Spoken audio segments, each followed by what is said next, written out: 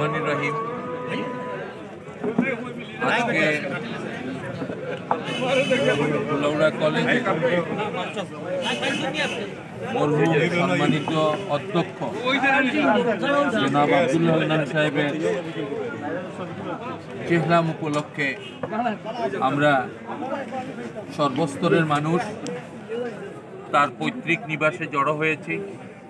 এখানে রাজনীতিবিদ, গণ্যমান্য ব্যক্তিবর্গ, সমাজের গুরুত্বপূর্ণ সমাজসেবক, সাধারণ মানুষ সকলে উপস্থিত হয়েছে। বিশাল আয়োজন। আজকে আব্দুল হান্নান সাহেব আমাদের মধ্যে নাই। গত 24 জানুয়ারি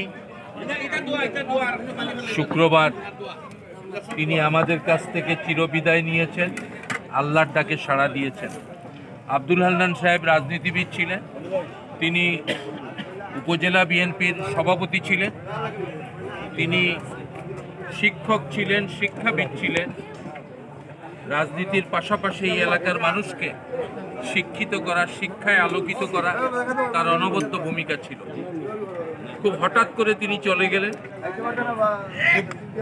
বেশি অসুস্থ ছিলেন তা নয়, খোদার হুকুম, আল্লাহ তাআলা এইভাবে লিখে রেখেছিলেন, এইভাবে তিনি চলে যাবেন, আমাদেরকে সুখের সাগরে ভাসিয়ে। তার অনেক ছাত্ররা বাংলাদেশের বিভিন্ন জায়গায়, প্রশাসন থেকে শুরু করে বিভিন্ন জায়গায় গুরুত্বপূর্ণ ভূমিকা পালন করছে। তিনি যাদেরকে পড়িয়েছেন তারা সমাজে মানুষ হিসেবে, মানুষ হয়ে আজকে তার রুহের মাগফিরাত কামনা করছে।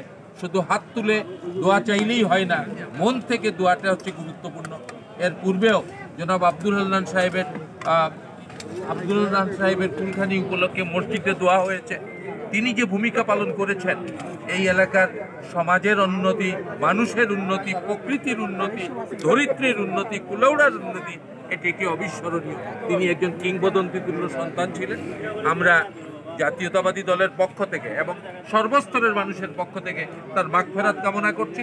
তার পরিবারের যেসব মানুষজন পৃথিবী ছেড়ে চলে গেছেন তাদেরও মাগফিরাত কামনা করছি। আজকে যারা পৃথিবীতে জীবিত আছেন, তার উত্তরসূরিরা যারা জীবিত আছেন পৃথিবীতে, তার সন্তান আছেন, তিনি কলেজের সাথে যুক্ত ছিলেন, জীবিত আছেন, আল্লাহ যাতে তাদেরকে সান্ত্বনা দেন, আল্লাহ যাতে তাদেরকে আব্দুল হান্নান সাহেবের মতো বরঞ্চ তার চেয়ে আরও বেশি ভূমিকা পালন করতে পারেন, সেইভাবে আল্লাহ যাতে তাদের উপর রহমত বর্ষণ করেন।